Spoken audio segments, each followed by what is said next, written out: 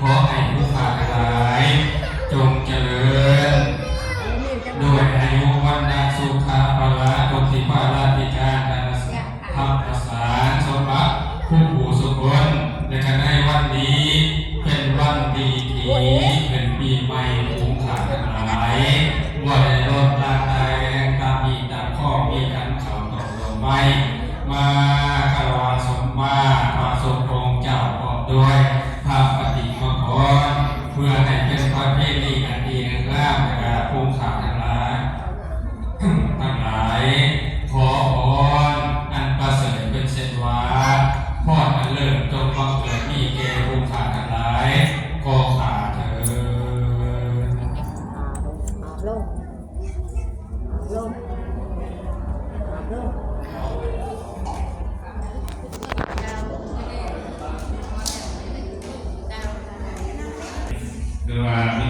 สุขความเจริญเนาะ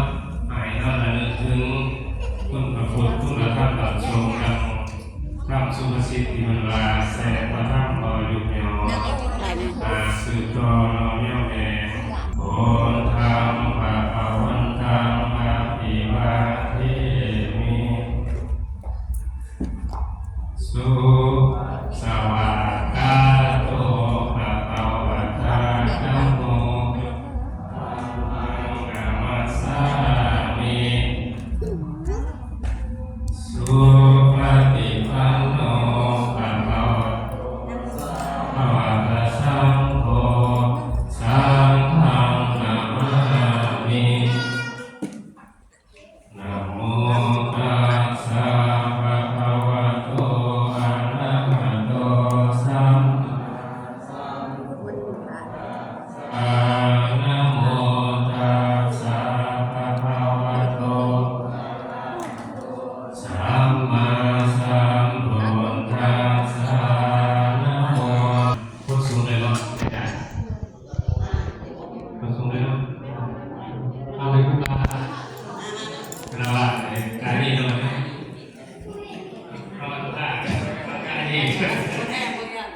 ใจที่การเนี่ยว่าจะถึงแล้วการนี้จะการนี้ก็จะจิตสมาธิอุปมังปะทะคือว่าไม่คือว่าบางคนได้ก็ใช่ด้วยทำอย่างดีมาสัมศิษาเนี่ยนะ